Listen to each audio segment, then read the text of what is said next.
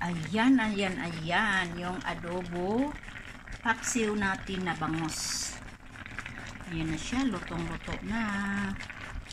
Kaya, ang bango. Sarap. Ayan na siya, oh. Hinati ko yung ulo kasi malaki. At para na rin siyang nilagyan ng oil o taba ng yubab. Kasi talaga nagmantika.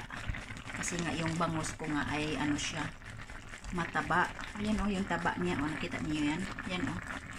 Yan. Kaya yan ang adobo paksiw ko na bangus. At 4 na sili yan ang nilalagay ko dyan. 4 na sili. At ang daming talong. 5 talong ang nilalagay ko dyan. Masarap pala. First time ko itong gumawa ng ganito na yung sili. O, nakita ninyo. Yan. First time kong gumawa ng paksiw adobo bangus.